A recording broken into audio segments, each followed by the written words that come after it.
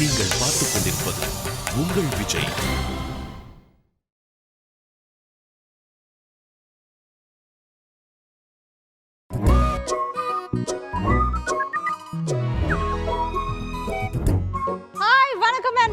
With Narsus Coffee with DD, powered by Vijay Shanti Builders, co-presented by Run India TMT Kambigal.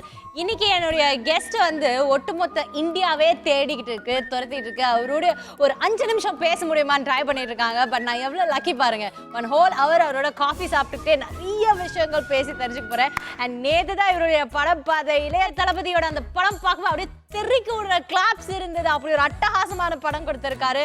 And no wonder அவர் வந்து India's most chat ஆஃப்டரா இருக்காரு. India's one of the highest paid directors இருக்காரு.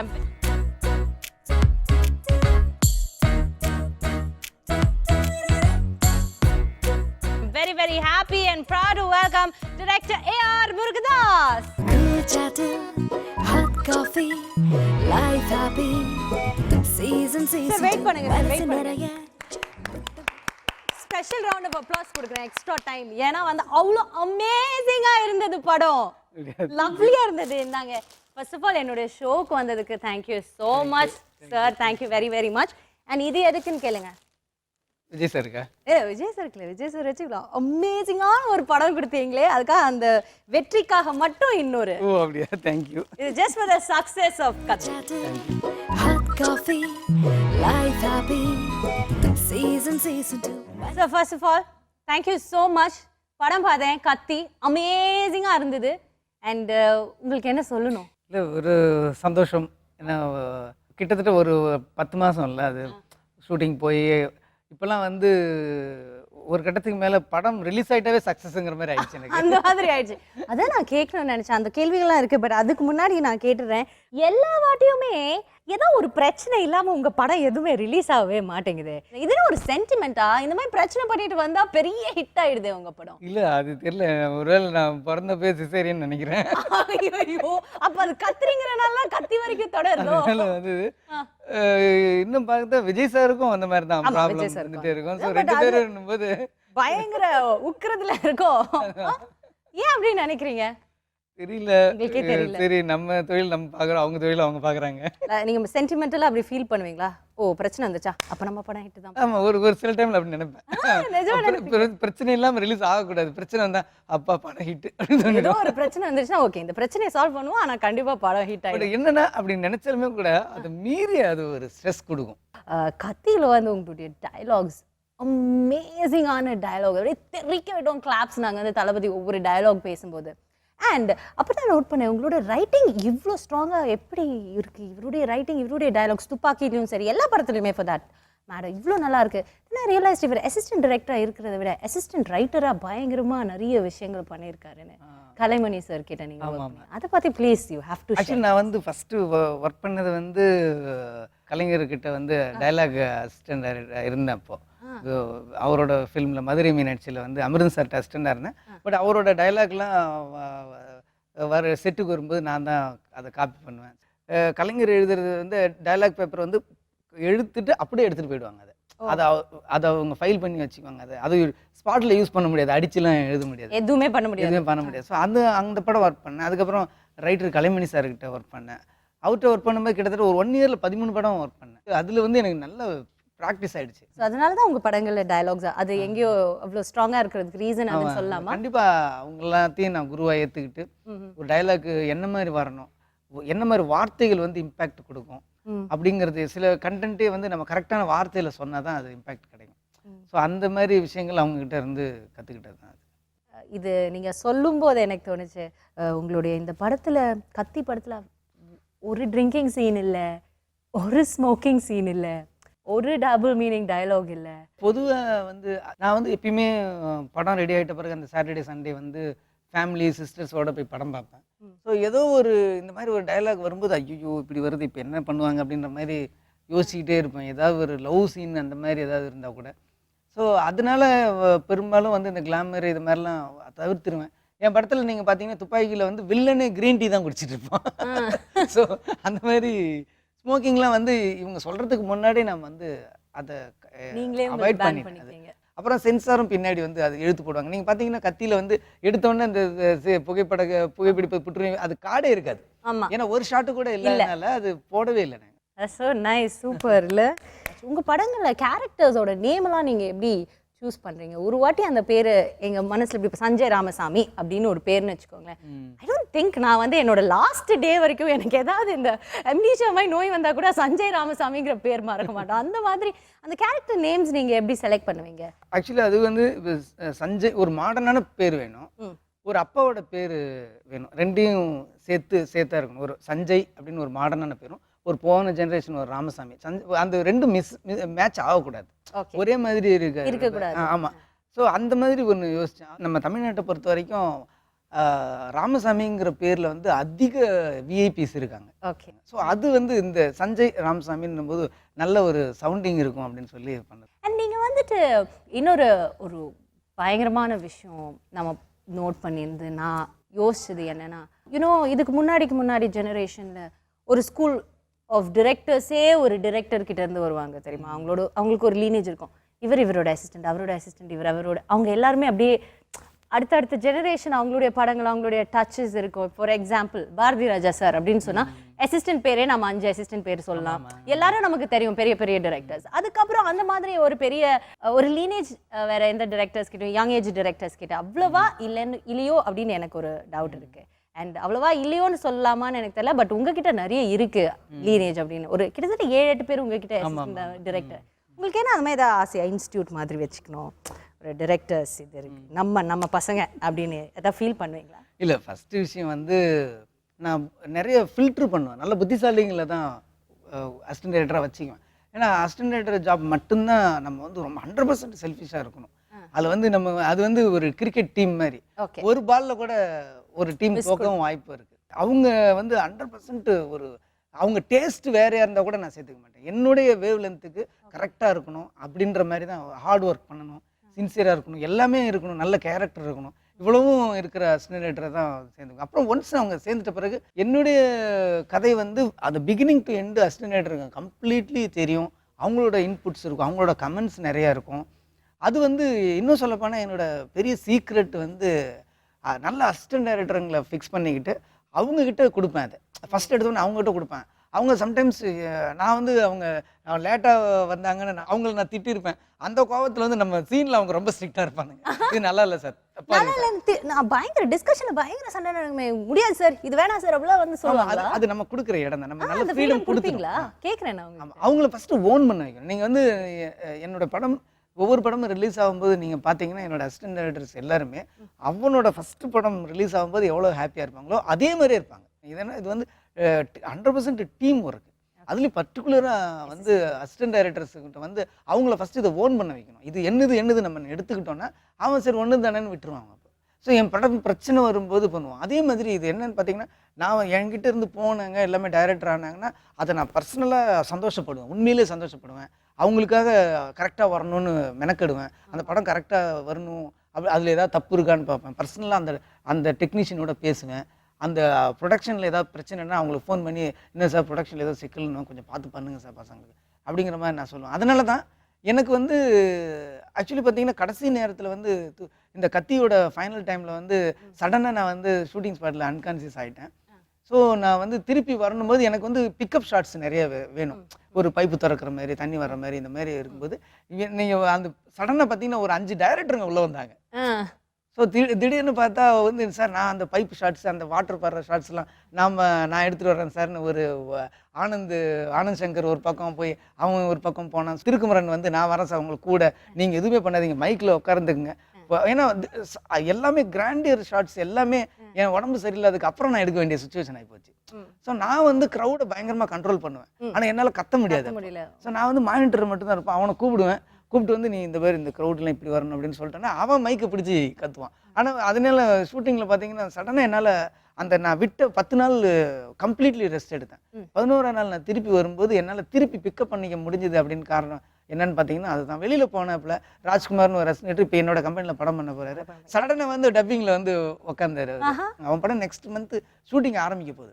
But நான் எதுவுமே சொல்லலை. சடனாக வந்து டப்பிங்கில் வந்து நீங்கள் போய் அதெல்லாம் பாருங்கள் சார், நீங்கள் வந்து கரெக்ஷன் மட்டும் சொல்லுங்கள், இது தப்பாக இருக்குது, இது கரெக்டாக இருக்குன்னு சொல்லுங்கள், மிச்சத்தில் நாங்கள் பண்ணி வச்சிடறோம்னு சொல்லிட்டு ஸோ டப்பிங் ஃபுல்லாகவே பண்ணாங்க. அப்புறம் நான் வந்தேன், இது இந்த ட்ரெண்டில் இருக்கக்கூடாது, இதை மட்டும் பண்ணுங்கள், இது கரெக்டாக இருக்குது, இது இப்படி பண்ணுங்க மாற்றிட்டு நான் போயிடுவேன். திருப்பி வந்து அவங்க நான் ஏன்னா ஏற்கனவே எங்களை ஒர்க் பண்ணதுனால கரெக்டாக தெரியும், அவங்களுக்கு தெரிஞ்சாலும் பட்டுன்னு முடிஞ்சது. அதனால என்னால் வந்து கரெக்டாக தீபாவளி அன்னைக்கு அப்படியே கொடுக்க முடிஞ்சது. காரணம் வந்து என்கிட்ட இருந்து போன அசிஸ்டன்ட் டைரக்டர்ஸ் இன்னைக்கு டைரக்டர்ஸாக இருக்கிறவங்க தான். நான் கொஞ்சம் தள்ளாடும் போதும் எனக்கு டக்குன்னு வந்து நின்றாங்க. அப்படி இந்த மாதிரி ஒரு ரிலேஷன்ஷிப் எங்களுக்குள்ளே ஓடிட்டு இருக்கும். அது வந்து என்ன ஆகுதுன்னா, நான் அவங்க நல்லா இருக்கணும்னு நினைப்பேன், அது வந்து கரெக்டாக நான் நல்லா இருக்கும்னு நினைப்பாங்க. இது வந்து என்ன ஆகுதுன்னா சடனாக என்கிட்ட இருந்து நிறைய அசிஸ்டன்ட் டைரக்டர்ஸ் டைரக்டராக வெளில வரதுக்கு வாய்ப்பாக இருக்குன்னு நினைக்கிறேன் நான். நீங்கள் முன்னாடி என்னோட லைஃப்பில் நான் இதெல்லாம் செய்ய போகிறேன் அப்படின்னு நீங்கள் முன்னாடியே எழுதுகிற பழக்கம் இருக்காமே உங்களுக்கு? ஆமாம். அது வந்து எப்படின்னா எப்பவுமே அந்த நியூ இயர் அன்னைக்கு எழுதுவேன். டிசம்பர் நியூ இயர் அன்னைக்கு வந்து இந்த வருஷம் நான் இதெல்லாம் பண்ண போகிறேன்னு ஒன்று எழுதிடுவேன். அது அப்புறம் அந்த டிசம்பர் 31 அன்னைக்கு எடுத்துக்கிட்டு இதில் என்னென்ன பண்ண முடியலன்னா அதுக்கான எக்ஸ்ப்ளனேஷன், இது நான் இப்படி நினச்சேன் பட் அது இப்படி ஆயிடுச்சு, அதனால் இது சொதப்பிடுச்சு அப்படின்றது. என் வீட்டுக்கு வந்து இன்கம் டேக்ஸ் ரைடு வந்தாங்க. ஸோ எக்ஸாக்ட்லி அது சொல்லணும். இன்கம் டேக்ஸ் ரைடு வந்து அந்த இன்கம் டேக்ஸ் ஆஃபீஸர்ஸ் தான் இந்த உண்மையை வந்து நமக்காக எடுத்து தோண்டி கொடுத்துருக்காங்க. அதாவது நான் இந்த கதையை சொல்கிறேன், நீங்கள் சொன்ன நல்லா இருக்காது, ஏன்னா நான் தான் அவங்கள பற்றி பெருமையாக பேசணும். அண்ட் வந்துட்டு இன்கம் டேக்ஸ் ஆஃபீஸர்ஸ் வந்திருக்காங்க முருகதாஸ் சார் வீட்டில் ரைடு பண்ணுறதுக்காக.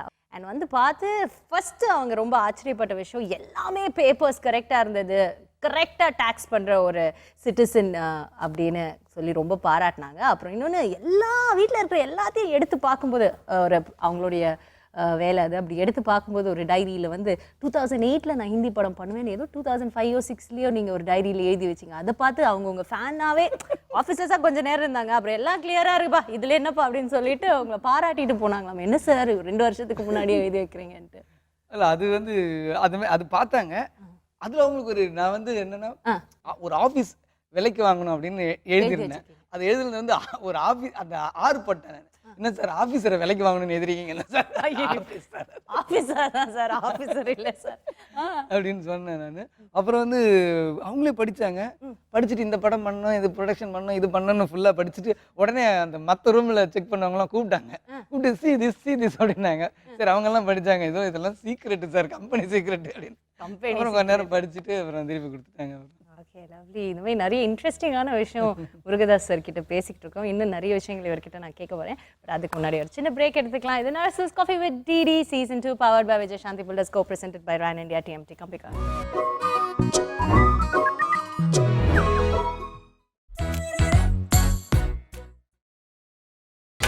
நீங்கள் பார்த்துக் கொண்டிருப்பது உங்கள் விஜய்.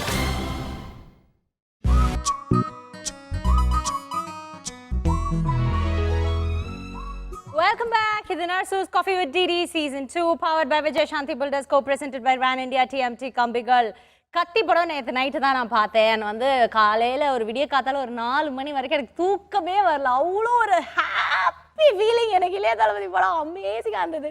எனக்கு சொல்லும் போதே அவ்வளோ ஹாப்பியாக இருக்கா. ஐ கான்ட் டெல் யூ அவருடைய ஃபேனாக நாங்கள்லாம் எவ்வளோ ஹாப்பியாக இருக்கணும். அதுவும் அவருடைய ஃபஸ்ட்டு டான்ஸ், ப்ளீஸ் சார் அவரை பார்த்தா நீங்கள் எனக்கு இதெல்லாம் சொல்லுவீங்களா? அவருடைய ஃபஸ்ட்டு டான்ஸில் அவர் போட்ட ப்ரௌன் கோட்டில் ஐயோ அப்படி இருக்காரு, அல்வா துண்டு மாதிரி இருக்காரு, அவ்வளோ அழகாக இருக்காரு சொல்லுங்க. I am waiting. அமேசிங்காக இருந்தது அந்த செகண்ட். ஏன்னா எங்களுக்கு ரொம்ப நல்லா ஞாபகம் இருக்குது அந்த டயலாக். அது இன்டர்வெல் பிளாக் துப்பாக்கின்னு எங்களுக்கு நல்லா தெரியும். ஸோ ஐயோ இப்போ இன்டர்வெல் பிளாக்ல என்ன சொல்வார் அவர் அதே மாதிரி ஃபோனில் பேசுகிறாரு அந்த வில்லன் அந்த பக்கம். ஐயோ இப்போ என்ன சொல்ல போனா அதே டயலாக் சொன்னார். ஆனால் அப்படியே அது வேற மாதிரி இருந்தது. அது எப்படி நீங்கள் பிளான் பண்ணீங்களா? அது எப்படி நடந்தது அது சொல்லுங்கள். இல்லை ஆக்சுவலி வந்து அது இல்லாமல் தான் பிளான் பண்ணியிருந்தோம். பட் அவர்கிட்ட சொல்லும்போது சொன்னேன், சார் இப்படி இருந்தால் எப்படி இருக்கும் அப்படின்னு சொன்னேன். ஐயோ இது ரொம்ப நல்லா இருக்கு. இல்லை இந்த ஐ மீட்டிங்க்கு பின்னாடி ஒரு கதை இருக்குது. ஐ மீட்டிங் வந்து அதுக்கும் லைட் பண்ணியாச்சு. லைட் பண்ணி இப்போ கேமரா லோ ஆங்கிள் இருக்குது. விஜய் சார் இது பண்ணிட்டாரு. ஆக்சுவலி வந்து குட் லக் அப்படின்னு தான் சொல்லலாம். அது அந்த இது வந்து எங்களுக்கு என்ன மாதிரின்னா டேக்கன் படத்தில் இருக்கிற ஒரு இம்பேக்ட் கிடைக்கணும் அப்படின்னு சொல்லி. ஸோ அதில் குட் லக் அப்படின்வான். ஸோ அந்த மாதிரி ஒரு இம்பேக்ட் வேணும் சார் 2 பேர் பேசும்போது அப்படின்வான். ஸோ ஒரு 5 சொன்னப்போ சார் வில்லன் சொல்கிறான், நான் வரேன்டா, வந்து ஒன்று பிடிக்கிறேன்டா அப்படின்றான். அதுக்கு வந்து ஹீரோ வந்து ஆல் தி பெஸ்ட் அப்படின்னு சொல்கிறாரு, வெல்கம் அப்படின்றாரு, குட் லக் அப்படின்றாரு. இல்லைன்னா ஐ எம் வெயிட்டிங்கிறாருன்னொன்னே வந்து ஆனால் அது நல்லா இருக்குண்ணா அந்த ஐ எம் வெயிட்டிங் நல்லா இருக்கு அப்படின்னாரு. அந்த ஸ்பாட்டில் தான் டிசைட் பண்ணோம் ஐ எம் வெயிட்டிங். ஸோ அது வந்து பயங்கரமான ஒரு ஐயோ இது அப்படி சொல்லிருப்பாரு இளைய தலைவா அந்த துப்பாக்கில. அது ஸ்பாட்டில் டிசைட் பண்ணது ஒர்க் அவுட் ஆனவொன்னே என்ன ஆகி போச்சுன்னா திருப்பி கத்தியில் இன்டர்வல் பிளாக் ஷாட் வச்சுட்டு கை கால வதல் நான் இப்படி நடக்கிறேன் அப்படி நடக்கிறேன் இப்படி நடக்கிறேன் என்ன ஏன்னா அதில் அவ்வளோ ஒர்க் அவுட் ஆயிடுச்சு. இப்போ என்ன பண்ணுறதுன்னு அதை விட கொஞ்சம் ஒரு நூல் கூட கம்மி பண்ண முடியாது. சாய்ஸ் இது அதே மாதிரி வரணும், அதனால இப்படி ஒன்று எடுத்துக்கலாம், இன்னும் கொஞ்சம் க்ளோஸில் ஒன்று எடுத்துக்கலான்ட்டு திருப்பி நிறைய வேரியேஷன் எடுக்கிறமே வெளியே பயம் இருந்துக்கிட்டே இருக்கு. ஸோ அப்போ சொன்னேன் சார் இதுவே வந்து டக்குனு இந்த டைமில் வில்லன் ஃபோன் பண்ணுறான், வில்லன் ஃபோன் பண்ணி இப்படி பேசணும்னு நீங்கள் பதிலுக்கு இப்படி சொல்கிறீங்க அப்படின்னு சடனாக சுற்றி இருந்த 4 பேர் சூப்பராக இருக்குன்ட்டாங்க. பட் இருந்தாலும் எனக்கு வந்து ஒரு சின்னதாக இதாக இருந்தது, நம்ம பண்ணது திருப்பி நம்மளே பண்ணணுமா அப்படின்னு ஒரு சின்ன இதாக இருந்தது. அப்புறம் சில பேர் என்ன சொன்னாங்க, சரி 2 எடுத்து வச்சுக்குவோம், எது ஓகே ஆகுதுன்னு பார்த்துக்கலாம், டேபிளில் டிசைட் பண்ணலான்ட்டு. ஸோ அதையும் எடுத்தோம்.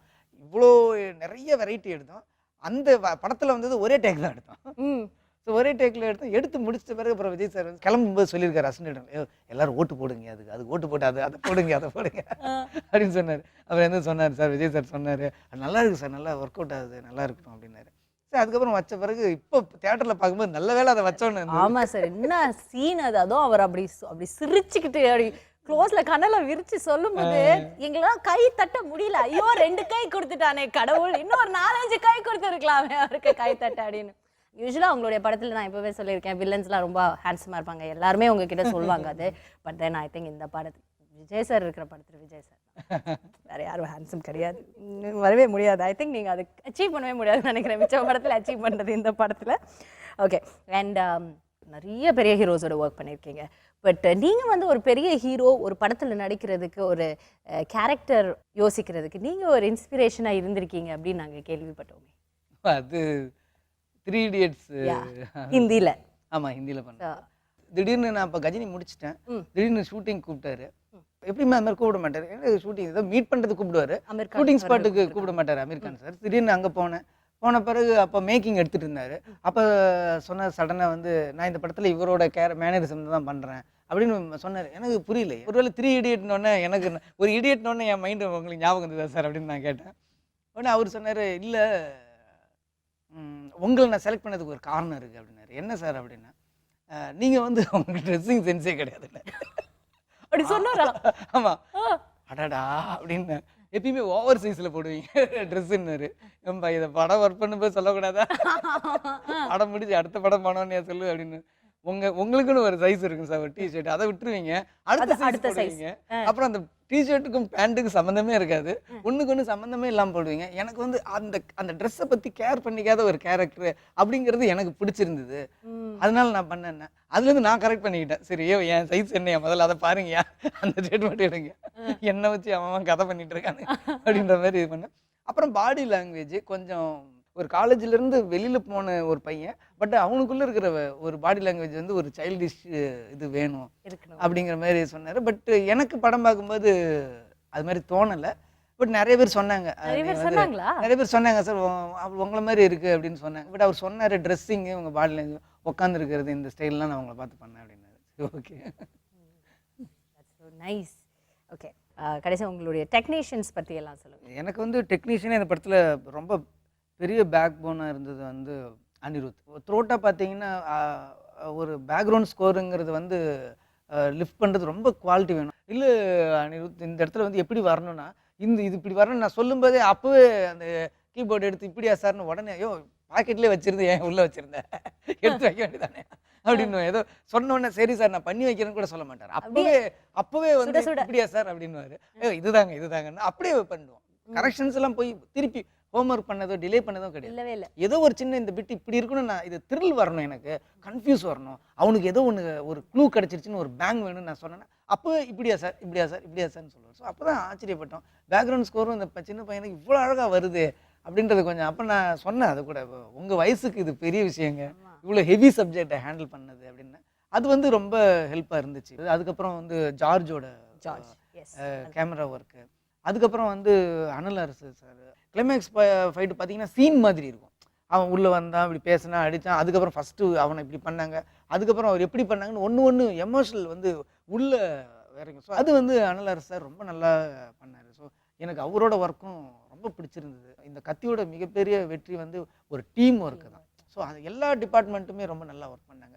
அது எனக்கு ஹெல்ப்பாக இருந்துச்சு படம். நீங்கள் சொன்ன மாதிரி எல்லா டிபார்ட்மெண்ட்டுமே அவங்களுடைய படம், அவங்களுடைய ஃபர்ஸ்ட் படம் மாதிரி ஒர்க் பண்ணியிருக்காங்க. ஓகே, ஸோ நல்ல நல்ல விஷயங்கள் நம்ம பேசிகிட்டே இருக்கோம் முருகதாஸ் சாரோட. ஐ திங்க் ஒரு சின்ன பிரேக் எடுக்க வேண்டிய டைம் வந்துருச்சுன்னு நினைக்கிறேன். ஸோ பிரேக்குக்கு அப்புறம் மீட் பண்ணலாம் அவங்க எல்லாரையும். முருகதாஸ் சாரோட இங்கே நமக்காக உட்காந்துருக்கிறாரு. இது Narasu's coffee with DD season 2 powered by Vijay Shanthi builders co presented by Ron India TMT company.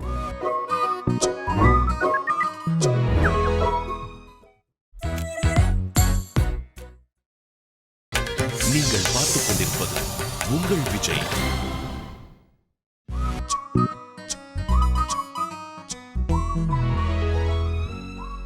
Welcome back. இது Narasu's coffee with DD season 2 powered by Vijay Shanthi builders co presented by Ron India TMT கம்பெனிகள்.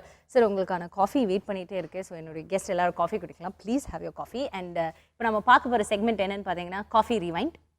ஸோ உங்களுக்காக சில ஃபோட்டோகிராஃப்ஸ் நான் collect பண்ணி வச்சுருக்கேன், உங்களுடைய photographs. அந்த pictures பார்த்தோன்னே அந்த டைம், அந்த மொமெண்ட், அது எங்கே எடுத்தது, இல்லை அந்த பிக்சரில் இருக்கிறவங்களை பற்றி நீங்கள் எங்களோட விஷயங்கள் ஷேர் பண்ணிக்கலாம். Okay, are we ready for that? இது வந்து ஹைதராபாத்தில் எடுத்தோம். கஜினி கிளைமேக்ஸ் எடுத்துகிட்டு இருந்தோம். ஸோ எடுத்துகிட்டு இருக்கும்போது ஓடி வந்து ஒரு ஜம்ப் பண்ணணும் அவர். அதாவது இப்படி ஒரு காலை ஊனி அப்படி எந்திரிக்கணும். அந்த கால் ஊனி அடுத்த காலை தூக்கும்போது இது இதாகி விட்டுருச்சு. ரைட் வந்தோடனே டப்புன்னு ஸ்பாட்டில் விழுந்துட்டார். ஸோ விழுந்துட்டதுனால கொஞ்சம் ஒரு 15 நாள் ஷூட்டிங் நடக்கல. அப்போ அவரோட ஒர்க் பண்ணுற எக்ஸ்பீரியன்ஸ் எப்படி இருந்தது? நிறைய விஷயம் நான் கற்றுக்கிட்டேன். நான் வந்து ஒர்க் பண்ணதெல்லாம் சின்ன படம் அந்த மாதிரி இருக்கும்போது நம்ம வந்து என்ன பண்ணுவோம், அந்த என்ன ஷார்ட் வேணுமோ அது மட்டும்தான் எடுப்போம். சரி, ஓகே, சார் இது ஓகே சார், எனக்கு இது க்ளோஸ்அப்பில் போதும். அதுக்கப்புறம் இது மிட் ரேஞ்சு, சரி மிட் ரேஞ்சு இது போதும் சார் அப்படின்னு. அப்புறம் அவர்கிட்ட தான் சொன்னேன், இல்லை சார் ஏன் இப்போ இது இந்த க்ளோஸ்அப் வைக்கிறீங்க, ஃபுல் சீனே எடுத்துங்களேன். சப்போஸ் ஏதோ ஒரு யாரோ ஒருத்தவங்க பர்ஃபார்மன்ஸ் தப்பான அதை இதில் ஓவர்லாப் பண்ணலாம், இல்லை ஏதோ ஒரு கண்டினியூட்டி விட்டுடுச்சுன்னா அந்த க்ளோஸ்அப் போடலாம். ஒரு க்ளோஸ்அப் வேறு எங்கேயோ ஒரு இடத்துல தேவைப்படும் அதே சீன்லே. அந்த மாதிரிலாம் தேவைப்படும். ஏன் இது பண்ணுறீங்க, நம்ம இவ்வளோ பேரும் இவ்வளோ கேரவன் இவ்வளோ சாப்பாடு இவ்வளோ எல்லாமே இந்த ஃபுட்டேஜுக்கு தான் சார், அந்த ஃபுட்டேஜை பார்க்காதீங்க அப்படின்னு. நம்ம ஊரில் வந்து எவ்வளோ எக்ஸ்போஸ்ன்னு கேட்பாங்க. இப்போ கிடையாது, அந்த டைமில் எவ்வளோ எக்ஸ்போஸ், எத்தனை கேன், ஐயோ அவ்வளோவா 2 லட்சமா 3 லட்சமானுவாங்க. அதெல்லாம் பார்க்காதீங்க சார், அது நம்ம இவ்வளோ பேரும் கஷ்டப்படுறது அந்த எக்ஸ்போஸ் பண்ணுறதுக்கு தான். ஸோ அதில் வந்து ஒரு டேக் அப்படி பார்க்காதீங்க, அதில் வச்சுட்டு நல்லா எடுங்கன்னாரு. ஸோ அந்த ஆங்கிள் எனக்கு பிடிச்சிருந்தது. அப்புறம் வந்து பேப்பரில் எடிட்டிங்கை டிசைட் பண்ணாதீங்க, எல்லா ஆங்கிளையும் எடுத்துக்குவோம். எல்லா ஆங்கிளையும் எடுத்துட்டு எடிட்டிங் டேபிளில் உட்காருங்க. எடிட்டிங் டேபிளில் எனக்கு இந்த ரியாக்ஷன் மிட்டில் வேணும், இந்த ரியாக்ஷன் க்ளோஸ்அப்பில் வேணும்.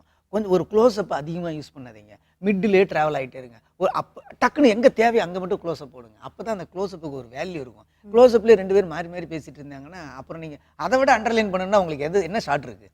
ஸோ அதனால் உங்களுக்கு வந்து ஒரு க்ளோஸ்அப் போட போகிறீங்கன்னா அதுக்கு முன்னாடி கொஞ்சம் மிட்டில் போயிட்டே இருங்க. மிட்டில் போயிட்டே இருக்கும்போது டக்குன்னு ஒரு க்ளோஸ்அப் போட்டால் அந்த க்ளோஸ்அப்புக்கு ஒரு வேல்யூ இருக்கும். ஒரு சர்ப்ரைஸ், அவன் உத்து பார்க்குறான், கோவப்படுறான் அப்படிங்கிறது உங்களுக்கு அண்டர்லைன் ஆகும் அப்படின்னாரு. எனக்கு வந்து எல்லாமே புதுசாக இருந்தது. ஒரு ஹீரோ கிட்ட இருந்து நான் இவ்வளோ விஷயம் கற்றுக்கிட்டேன் அப்படிங்கிறது. பட் அப்போ தான் அவர் தாரேசம் பேர் முடிச்சுட்டு வந்திருந்தார். அவரும் ஃபில்ம் இன்ஸ்டியூட் ஸ்டூடெண்ட், அசிஸ்டன்ட் டைரக்டராக ஒர்க் பண்ணியிருக்காரு. ரொம்ப சின்சியரானவர். நான் நிறைய விஷயம் கற்றுக்கிட்டேன். நீங்கள் ஃபஸ்ட்டு அவரை பார்த்த இது ஞாபகம் இருக்கா எனக்கு? அவர் அதான் இது பார்த்துட்டு கஜினி படம் பார்த்துட்டு கூப்பிட்டாரு. பார்த்துட்டு கூப்பிட்ட பிறகு வீட்டுக்கு போனேன். வீட்டுக்கு போனோடனே பேசணும். பேசி முடிச்சிட்ட பிறகு சரி ஓகே பண்ணலாம் அப்படின்னு முடிவு பண்ணேன். ஆக்சுவலி அவர் வந்து ரைட்ஸ் வாங்கி ஹிந்தி டைரக்டர் வச்சு தான் பண்ணலான்னு முடிவு பண்ணார்.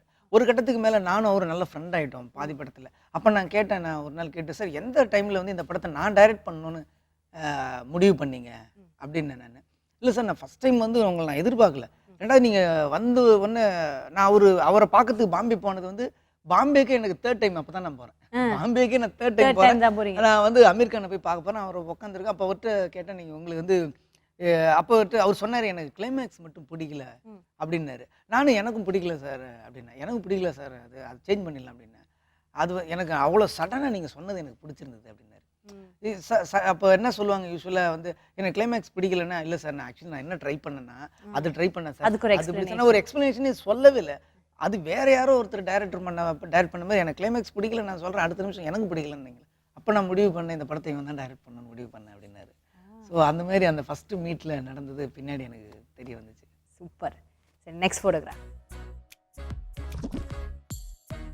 இது வந்து நான் வந்து ஹாலிடே படம் பண்ணிட்டு இருந்தேன். ஸோ பண்ணிட்டு இருந்தப்போ பாம்பேலேருந்து ப்ரொமோஷனுக்காக பூனே போனோம். பூனே போனப்போ வந்து ஒரு ப்ரைவேட் ஜெட்.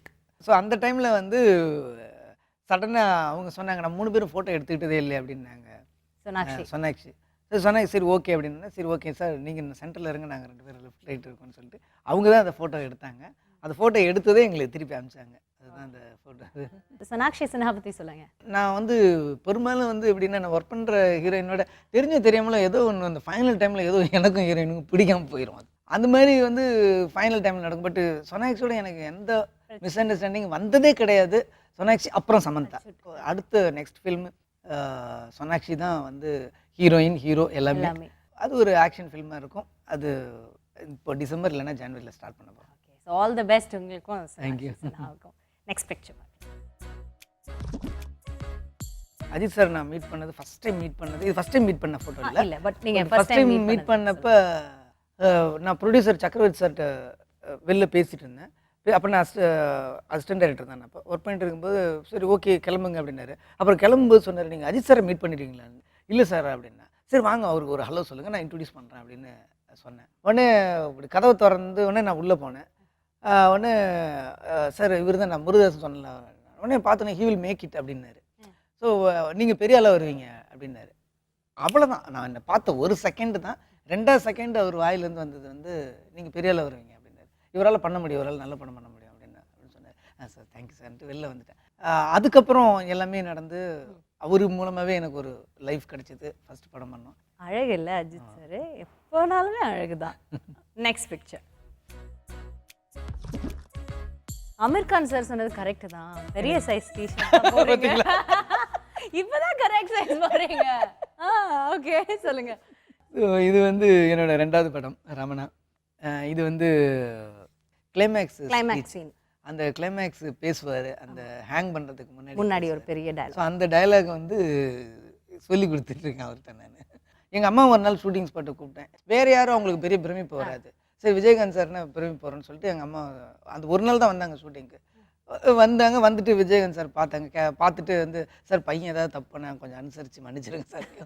அம்மா நீங்கள் நான் கஷ்டப்பட்டு நான் ஒரு டைரக்டர்னு பேர் வாங்கி வச்சிருக்கிறேன். அவங்க வந்து அவரு ஒரு பஞ்சாயத்து தலைவர்னு ஒரு டீச்சர் இல்லை அப்படின்னோடனே மொத்தத்தையும் உடைச்சிட்டீங்களேம்மா அப்படின்னு நான் ஒரு கெத்த வேண்டும். ஒரே நிமிஷத்துல வந்து என்ன ஆடியன்ஸ் ஆகிட்டீங்களேம்மா. ஸோ அந்த கிளைமேக்ஸ் நல்ல வெயில் அது. ஸோ அதான் அவருக்கு கூட பிடிச்சிட்டு இருக்காரு பக்கத்துல. ஸோ அந்த டைம்ல இந்த ஷாட்ல கூட பயமா இருக்கு. இந்த போட்டோகிராஃப்ல கூட பாருங்களேன். இல்ல எனக்கு கொஞ்சம் லைட்டா மெர்சலா இருக்கு. ஓகே. அந்த கிளைமேக்ஸ் டைலாக் இப்போ யோசிச்சு பார்க்கும்போது ரொம்ப சந்தோஷமா இருக்கு. அப்போ இது டிஜிட்டல் கூட கிடையாது, ஃபில்ம் இது. அதுல ஷூட் பண்ண படம் அந்த டைம். பிக்சர். Next picture. இது வந்து சுவிட்சர்லாந்து போயிருந்தோம். சுட்டுமொழி சொல்கிற சாங். அந்த டைமில் வந்து இந்த மானிட்டரே வந்த புதுசு. அப்போ வந்து ஆடிராஜ் ஷூட் பண்ணார். அவர்கிட்ட சின்னதாக ஒன்று இருக்கும், ஓப்பன் பண்ண அதுலேயே தெரியும். ஸோ இப்படி மூவபிள் இப்படி ஒன்று இருக்குது அப்படின்றதே ஒரு ஆச்சரியமாக இருந்துச்சு. ஸோ அதை பார்த்துட்டு இருந்தோம். ஸோ அப்போ ஒவ்வொரு ஷாட்டும் நடுவில் பார்த்த ஒரு இதுதான் இது. சூர்யா சார் அசின் பற்றி சொல்லுங்க. ஃபஸ்ட்டு வந்து ஆக்சுவலி வந்து கஜினி வந்து நான் வந்து அஜித் சாருக்கு பண்ணியிருந்தோம். ஸோ அப்போ வந்து ஆடிஷன் முன்னாடி எல்லாமே கமிட் பண்ணது அசின்னு. அப்புறம் அந்த ப்ராஜெக்ட் நடக்கல, யார் ஹீரோனே தெரியாமல் நான் போயிட்டு இருந்தேன். ஒரு நாள் திடீர்னு நான் பாண்டி பஜாரில் போயிட்டுருக்கேன். அப்போ என்ன பெரிய யாருக்கும் தெரியாது. பாண்டி பஜார் நடந்து போயிட்டுருக்கேன். எனக்கு முன்னாடி சுற்றி குவாலிஸ் ஒன்று நின்றுச்சு. இந்த குவாலிஸ்லேருந்து ஒரு பொண்ணு திப்பு ஓடி வந்தது. யாரும் அது இந்த ரோட்டில் திடுதுன்னு வருது. சரி யாரையோ பார்க்க ஓடி வருதுன்னா டுவர்ஸ் என்ன நோக்கியே வந்துச்சு. யாரும் அது கிட்ட பார்த்தா அசின். அப்போ அசினுக்கும் ஃபஸ்ட் படம் ரிலீஸ் ஆகலை. ஸோ வந்து திடீர்னு சார் ஞாபகம் இருக்கான்னு. ஐயோ அவன் என்னாச்சு சார் அந்த படம், அதுக்கப்புறம் ஃபோட்டோ ஷூட்லாம் எடுத்தீங்க என்னாச்சுன்னு. இல்லைம்மா அது ட்ராப் ஆகிடுச்சு அந்த படம் இதாகல அப்படின்னு. சரி பட் அந்த கதை பண்ணிங்கன்னா நான் தான் ஹீரோயின் அப்படின்னுச்சு. சரி பார்ப்போம் யார் ஹீரோனே தெரியல. அப்புறம் என்னன்னா இல்லை நீங்கள் என்ன தவிர வேறு யாராவது போட்டிங்கன்னா நான் ஷூட்டிங் வந்து தகராறு பண்ணுவேன் அப்படின்னு. ஸோ என்ன இவ்வளோ உரிமையாக சொல்கிறாங்களே பிடிச்சிருக்கு அப்படின்னு சொல்லிட்டு பின்னாடி கஜினி ஸ்டார்ட் ஆனப்போ அவங்களே ஹீரோயினாக போட்டேன். ஸோ எதுக்கு இதை சொல்ல வரேன்னா 3 முறை அந்த படம் போச்சு. எல்லாத்துலேயும் என் கூட ஒர்க் பண்ணது ஒரே அசின். அப்புறம் சூர்யா சார். ஸோ அந்த டைமில் வந்து அந்த ஸ்கிரிப்டுக்கு சடனாக ஒரு லைஃப் கிடச்சிது. தன்னை மாற்றிக்கிட்டாரு ஒரு சூப்பர் ரிச் மேனாக. அதுக்கப்புறம் இன்னொரு பக்கம் ஒரு ஷார்ட் டர்ம் மெமரியில் பேஷண்ட்டாக 2 லுக் கொடுத்தாரு. அந்த டைமில் எங்கள் எல்லாருக்குமே ஒரு பெரிய ப்ரொமோஷனாக இருந்த படம் கஜினி. டெஃபினட்டாக சூர்யா சார் வந்து உங்கள் கெரியருக்கு ஒரு ரொம்ப முக்கியமான ஒரு படம். அவர் அதுக்கான அறிவார். நைஸ். Next one. சொல்லுங்க. தெரிஞ்சிருந்தா கொஞ்சம் நல்ல ஃபோட்டோவே எடுத்துருக்கேன். இது இது செல்ஃபி புள்ளைக்கு முன்னாடி புள்ள இது. ஓ தலைப்புள்ள இது. ஆமாம். எகைன் இதுவும் சுவிட்சர்லாந்தில் எடுத்தது தான் இது. இந்த வெண்மதியே சாங் துப்பாக்கியில் எடுத்தது. ஸோ வந்து ஃபுல் ஸ்னோ மவுண்டைன், அதுக்கு மேலே வந்து இங்கேருந்து சாப்பரில் போயிட்டு அது உள்ள போய் இறங்குவோம். ஸோ எல்லாமே முன்னாடி மொத்த டீமும் கீழே வந்து ட்ரெயினில் போயிட்டாங்க 2 hours. ஸோ நாங்கள் 2 பேரும், நட்டி சார் இருந்தார் கேமராமேன் இந்த பக்கம். ஸோ நாங்கள் 3 பேரும் இது பண்ணோம். சார் அந்த இடத்துல ஒரு ஃபோட்டோ எடுக்கணும் அப்படின்னு சொல்லி தோணுச்சு. சரி திடீர்னு பார்த்தா உள்ள அப்படியே ஸ்மோக் மாதிரி வந்துச்சு, டக்கு டக்கு டக்குன்னு ஆட ஆரம்பிச்சிச்சு. ஆஹா கதை முடிஞ்சதுடா அப்படின்னு நினச்சேன். ஐயோ அப்படின்னு நினச்சி ஐயோ ஒன்று அவர் ஏதோ அந்த உள்ளே உட்காந்துருந்தவர் வந்து அவர் ஏதோ பேசிகிட்டு இருக்காரு, இந்த பக்கம் ஏதோ ஒரு இன்ஃபர்மேஷன் கிடையாது. சார் என்ன சொல்கிறானுங்க சார், ஏதாவது கதை முடிஞ்சதா இல்லை சரியாயிடுமா என்ன எதுவும் ஒன்றுமே தெரியலையே அப்படின்னு இருந்தது. ஸோ அந்த டைமில் அது ஞாபகமாக ஒரு ஃபோட்டோ எடுத்துக்குவோம் அப்படின்னு சொல்லி எடுத்தது. ஸோ நான் என்ன எடுத்தேன், அதுக்கப்புறம் பின்னாடி காம்பினேஷனில் அவர் இருந்தார், அவரே சேர்த்து எடுத்த ஃபோட்டோ இது. ஓகே, ஸோ நம்மளுடைய காஃபி ரிவைண்ட் முடிஞ்சிருச்சு. பிடிச்சிருந்ததா உங்களுக்கு? சூப்பர். நைஸ் மெமரிஸ்ல.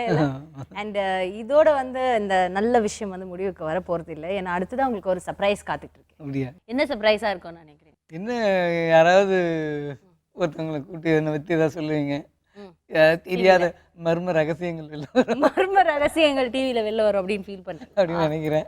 என்ன சார் நீங்க ரொம்ப எக்ஸ்பெக்ட் பண்ணிட்டீங்க போல இருக்கு. அந்த அளவுக்கு என்கிட்ட எதுவுமே இல்லையே. தப்பு இல்லையே, என்ன பண்ணலாம் இப்போ? பரவாயில்ல, நல்லதுதான். நல்லதாங்கிறீங்களா? ஸோ உங்களுக்கான சர்ப்ரைஸ் பார்த்தீங்கன்னா அங்கே கிடையாது, அப்படியே வானத்துலேருந்து குதிக்க போகிறாங்க. ஹலோ ஹலோ சார், உங்களோட ஒரு பெரிய ஃபேன் வந்து ஃபோன் பண்ணியிருக்காங்க. So why don't you say hi to him? Hello hello Murugadoss, சொல்லுங்க.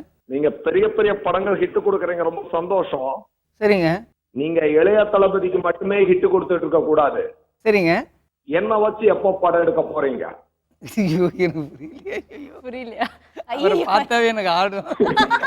ஹலோ ஹலோ, யார் தெரியுதா?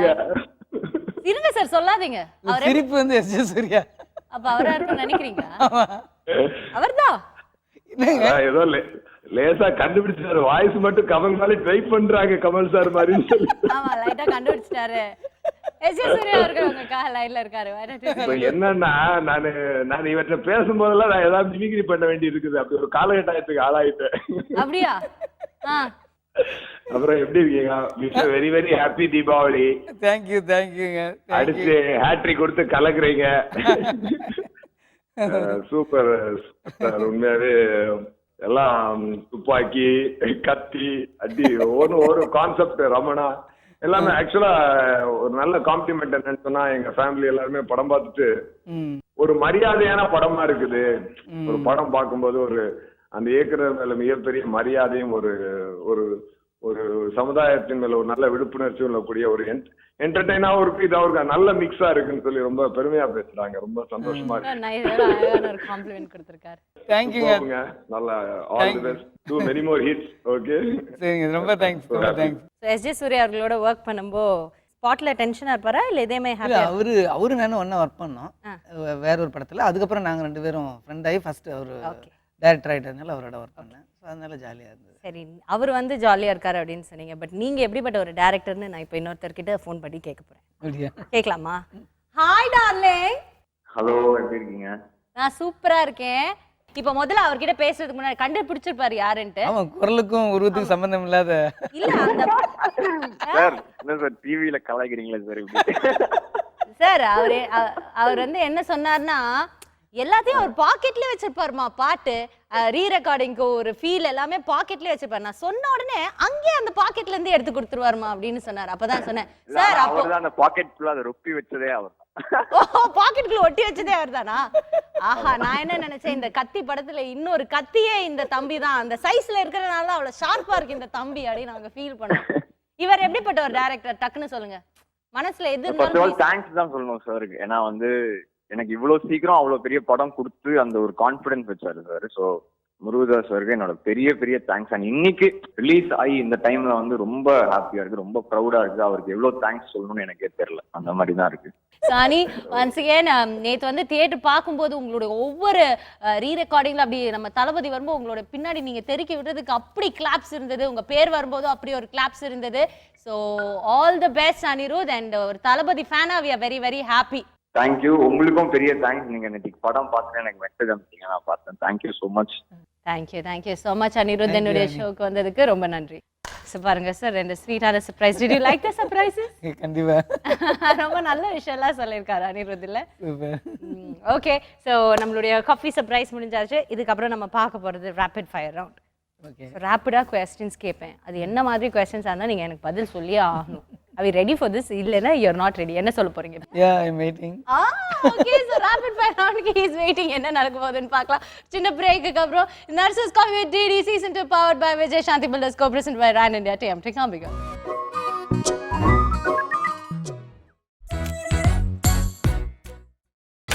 நீங்கள் பார்த்துக் கொண்டிருப்பது உங்கள் Vijay.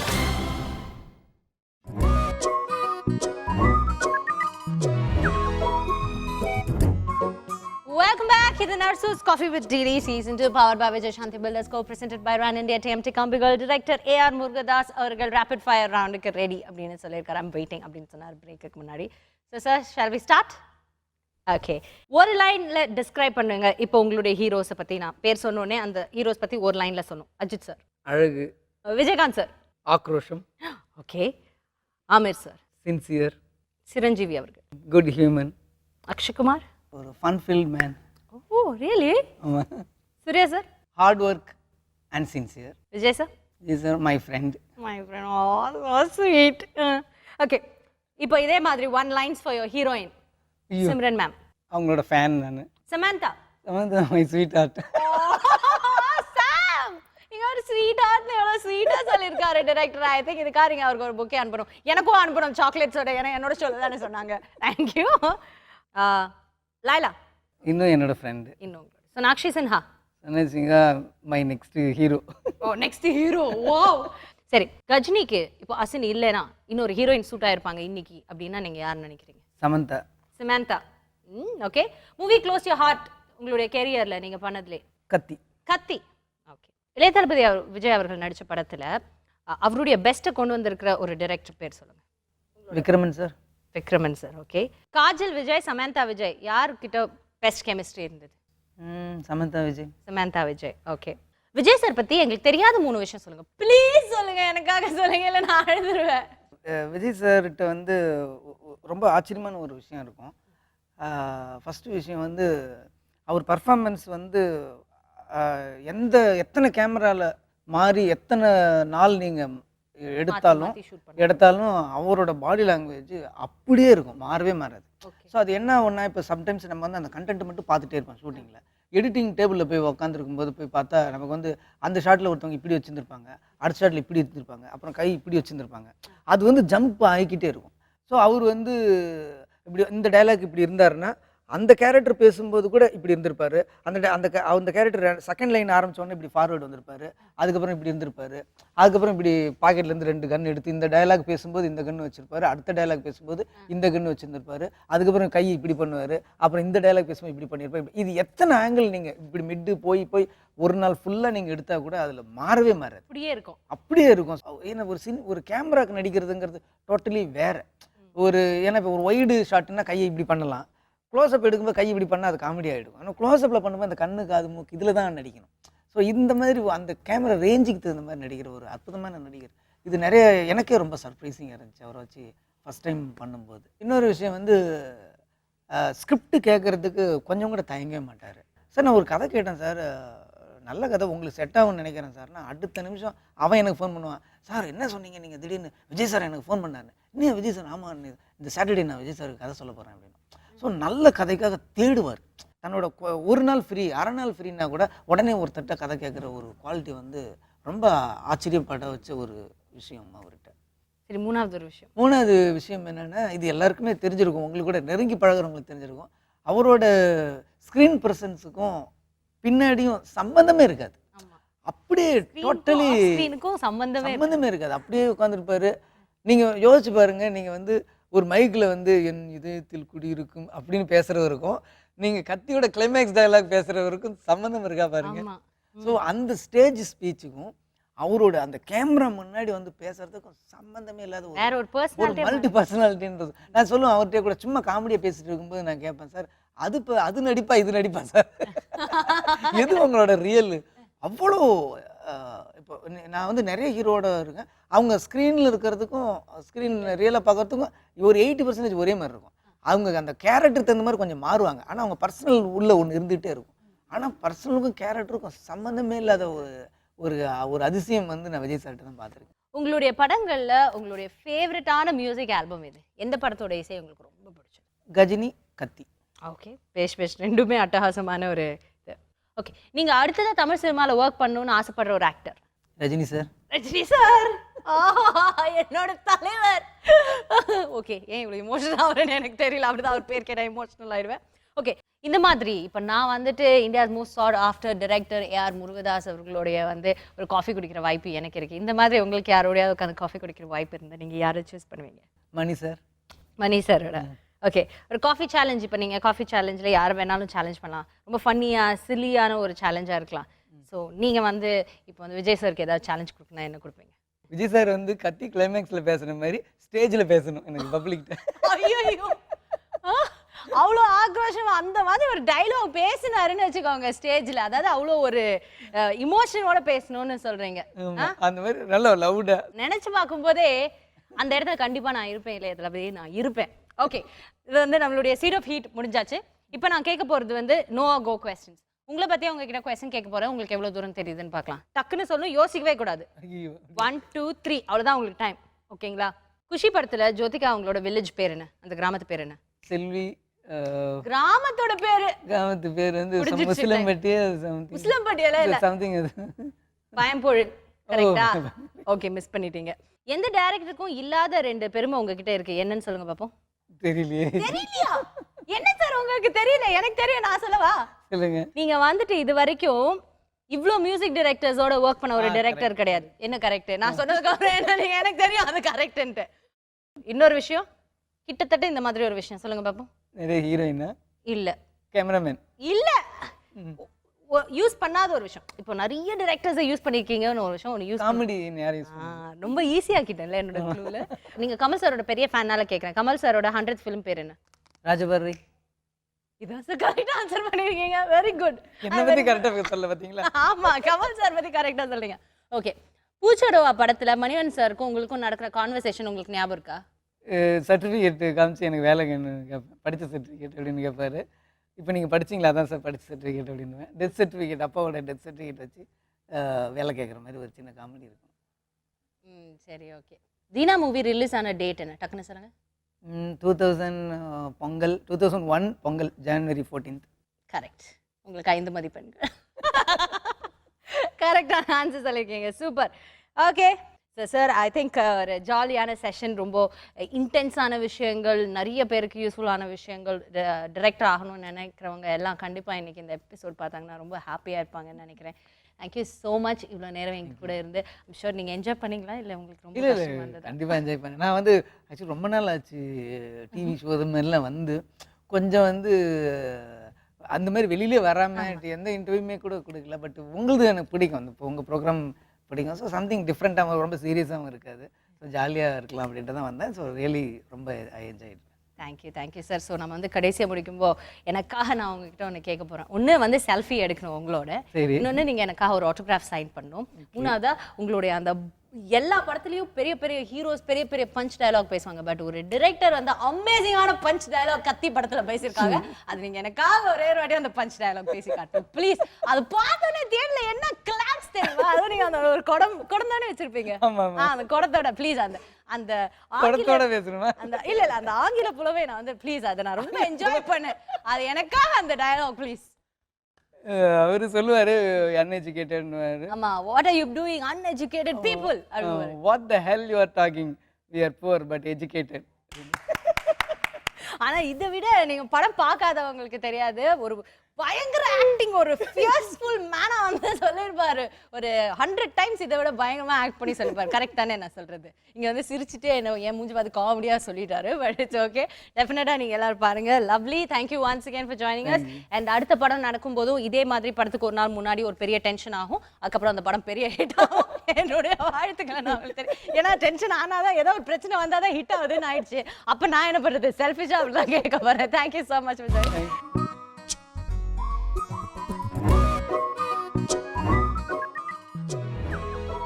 Thank you so much. Narasus வழங்கும் gift hamper, விஜயசாந்தி பில்டர்ஸ் வழங்கும் ஒரு gift voucher and a gift.